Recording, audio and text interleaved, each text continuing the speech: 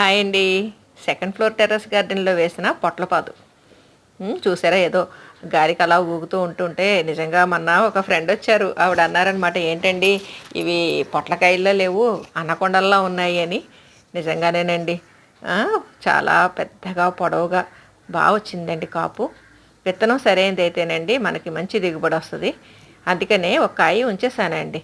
మాకు గ్రూప్లో ఫ్రెండ్స్ ఉంటారు, వాళ్ళందరికీ ఇచ్చామనుకోండి అందరిళ్లలోనూ మంచి దిగుబడి వచ్చే ఇటువంటి పొట్లపాదు ఉంటే మనకు కూడా సంతోషమే కదా. ఈ కాయ అలా విత్తనం కోసం వచ్చేసిందేనండి. చూసారా కింద దాకా వచ్చేసింది ఈ కాయ.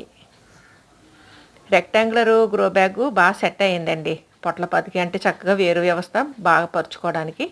కాబట్టి మనం వెడల్పుగా ఉండే వాటిల్లోనూ పోషకాలు బాగా ఉండేలాగా మట్టి మిశ్రమం తయారు చేసుకుని ఇస్తే అండి చక్కగా ఏ పంట అయినా సరే మంచి దిగుబడి వస్తుంది. చూసారా రాయి బరువు సరిపోక ఎలా వంకర టింకర తిరిగిందో.